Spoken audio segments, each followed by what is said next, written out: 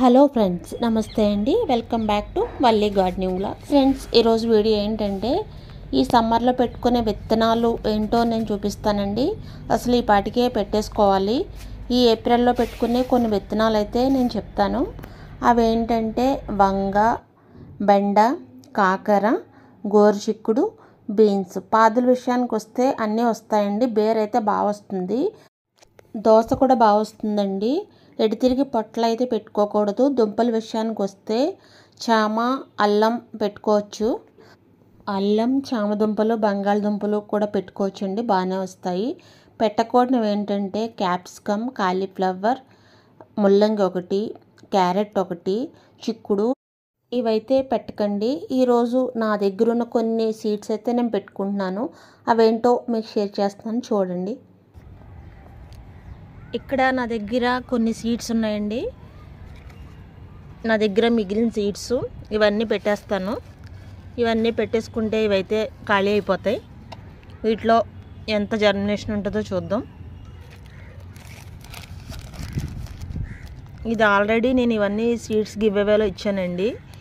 ఇవి కొన్ని మిగిలినవి, ఇవి పెట్టేసుకుంటాను. ఇది బెండ, ఇది brinjal long purple long colour,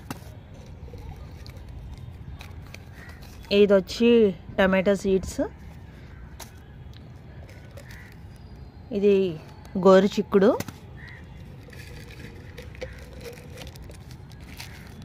ఇది కూడా బెండ,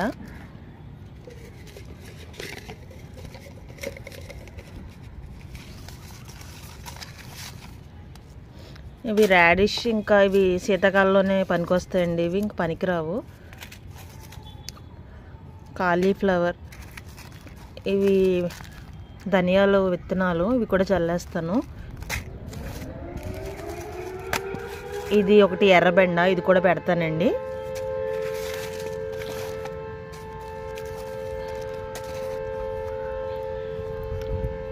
ఇది బీన్స్, అన్నీ కూడా పెట్టేస్తాను. ఈరోజు వర్షం పడింది కాబట్టి వెదర్ అయితే చాలా కూల్గా ఉందండి. నేను ఇవి తడపకుండానే ఇవన్నీ తడిసిపోయినాయి. ఇప్పుడు మనమైతే సీడ్స్ ఇంకా చాలా ఈజీగా పెట్టేసుకోవచ్చు. ఇప్పుడు ఒక్కొక్కటి పెట్టేస్తాను. ఈ సమ్మర్లో గోరుచిక్కుడు అయితే పెట్టుకోండి. సమ్మర్లో అన్నీ పెట్టుకోవచ్చు. పాదులు అయితే బాగా పెరుగుతాయండి. బీర, సొర, అవి దోస ఒకటి బాగా వస్తుంది. ఇది నేను వేస్తున్నాను. ఇది గోరు చిక్కుడు. ఇలా చిన్న హోల్ తీసుకుని వేసుకోండి. నాకు మట్టి, ఈ కోకోపీట్ అండి, ఇది కోకోపీట్ కంపోస్ట్ కలిపిన మట్టి. ఇది వర్షం పడడం వల్ల నాకు ఆల్రెడీ సాయిల్ అయితే తడిగా ఉంది. 4 పెట్టుకున్నానండి గోరు చిక్కుడు. మనకు అన్నీ సక్సెస్ అవుతాయని మనం చెప్పలేము.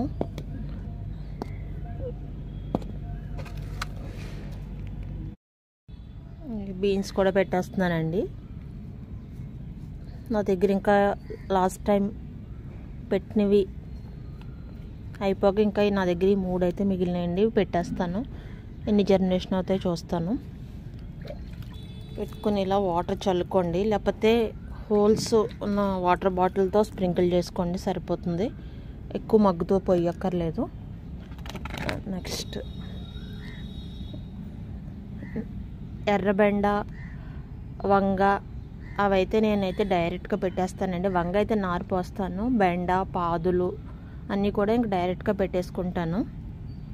ఇదొక బీన్స్ అండి, వైట్ బీన్స్ సీడ్ కలరు. ఇది ఆల్రెడీ మనం పెట్టాను. ఇది జర్మినేషన్ బాగానే వచ్చింది. ఇంకో దాంట్లో పెడుతున్నాను. ఇది కూడా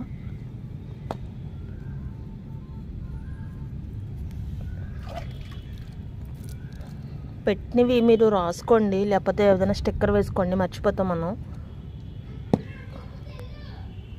ఇందులో అయితే దోస సీడ్స్ వేస్తున్నానండి. ఎన్ని జర్మినేషన్ అయితే అన్నీ అవుతాయి. ఇవి పాతవి, ఇది ఫుల్ జర్మినేషన్ డేట్ ఉంటుందని అయితే నేను చెప్పలేను.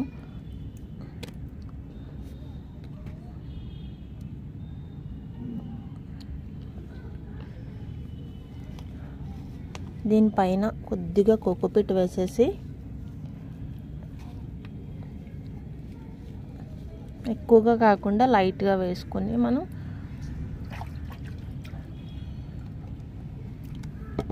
వాటర్ ఇలా జస్ట్ స్ప్రింకిల్ చేయొచ్చండి. వాటర్ బాటిల్లో హోల్స్ పెట్టుకునైనా పోసుకోవచ్చు, ఇందాక చెప్పాను కదా.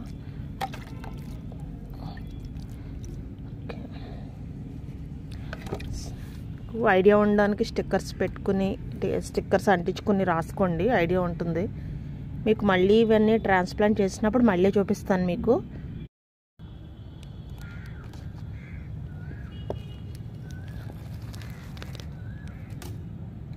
ఇవి ఎర్రబండి అయితే డైరెక్ట్ వేస్తున్నానండి. డైరెక్ట్ ఇంక మట్టిలో పెట్టేస్తున్నాను. బాగా జర్మినేషన్ అని ఉంచుతాను. ఇలా మీరు డైరెక్ట్గా పెట్టినప్పుడు కాస్త ఏమైనా పైన కవర్ చేసుకోండి, వర్షం అది పడుతుంది కదా. మీకు జర్మినేషన్ ఒక 5-6 డేస్కి వచ్చిన తర్వాత తీసేయచ్చు. మరీ ఎండలో ఉంచకూడదండి. ఫస్ట్ స్టార్టింగ్లో అయితే వీటికి పెద్ద ఎండ అయితే అవసరం లేదు. మనం కొద్దిగా షేడీ ప్లేస్లో పెట్టుకున్న తర్వాత మనకి పైకి మొలకలు అది వచ్చిన తర్వాత మనం అప్పుడు కొంచెం ఎండలోకి షిఫ్ట్ చేసుకోవచ్చు. ఒక వారం రోజులు అయితే షేడీ ప్లేస్లోనే పెట్టుకోవాలండి సీడ్స్ అయితే. ఇప్పటికే నాకు ఆలస్యమైంది. ఇప్పుడు ఎవరైనా పెట్టుకోకపోతే పెట్టుకోండి. ఎక్కువ పచ్చిమిర్చి, టమాటా అవి పెట్టుకోవచ్చు, కానీ ఎక్కువ కేర్ తీసుకోవాలి. ఎక్కువ షేడీలోనే అయితే ఉంచుకోవాలండి. పాదులు అయితే పెట్టుకోవచ్చు, బేర్ అయితే బాగా వస్తుంది. కొంచెం కేరింగ్గా చూసుకోవాలి సమ్మర్లో.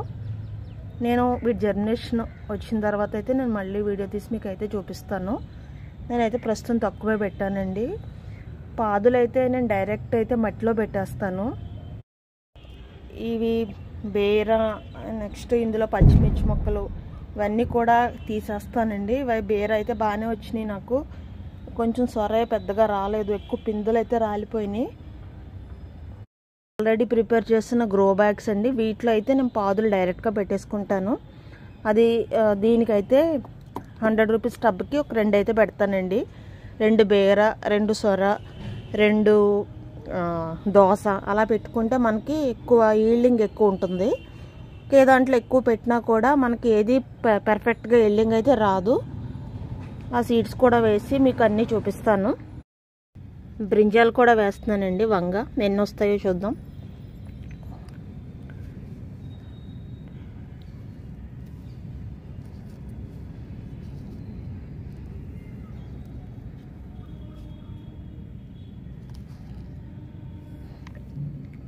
ఇది వైట్, ఇది పర్పుల్ లాంగ్ వంగ అండి.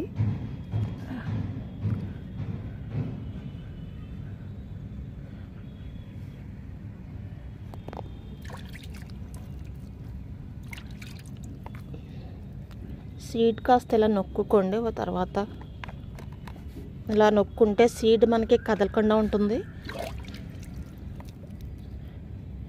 వీటిని ఎట్టి పరిస్థితుల్లో ఎండలో అయితే పెట్టకండి. ఒక వారం రోజుల తర్వాత అయితే జాగ్రత్తగా అప్పుడు ఎండలోకి అయితే కొంచెం ఎండ అలవాటు చేయాలి. మరీ హెవీ ఎండలో అయితే ఇవి మనకు నార్లు అయితే బతకవు. వీటిని నేనైతే నాకు షేడీ ప్లేస్ ఉంది కదా, అక్కడైతే పెట్టేసుకుంటాను. కానీ ఎప్పుడైనా డైలీ మట్టికి వాటర్ స్ప్రింకిల్ చేయండి. ఎప్పుడైతే మట్టి డ్రై అయిందో ఇంకా అదైతే సీడ్ జర్మినేషన్ అవ్వదు, ఇంకా అది అయితే పనికిరాదు. కంపల్సరిగా మీరు మార్నింగ్ ఈవినింగ్ కూడా ఒకసారి సాయిల్ చెక్ చేయండి. మట్టి తడిగా ఉంటే అవసరం లేదు, లేకపోతే జస్ట్ స్ప్రింకిల్ చేయడం కానీ మనకి హోల్స్ ఉన్న వాటర్ బాటిల్తో స్ప్రే చేయడం కానీ చేయాలండి. ఇక్కడ వాటర్లో అయితే నేను కొన్ని సీడ్స్ అయితే నానబెట్టాను. అవన్నీ మిగిలిపోయినాయి, ఇవి నానబెట్టాను. ఎందుకంటే పాతవి కాబట్టి ప్రాపర్గా అయితే జర్మినేషన్ కాస్త తొందరగా అవడానికి అయితే నానబెట్టుకున్నాను. ఎప్పుడైనా ఇలా విత్తనాలు మనం నానబెట్టినప్పుడు పైకి తేలినవైతే జర్మినేషన్ అయితే ఉండదు అంటారు. ఇప్పుడైతే అన్ని అయితే నేను పెట్టేస్తానండి. నేను వీటిని అయితే ఒక 5-6 అవర్స్ అయితే నానబెట్టుకున్నాను.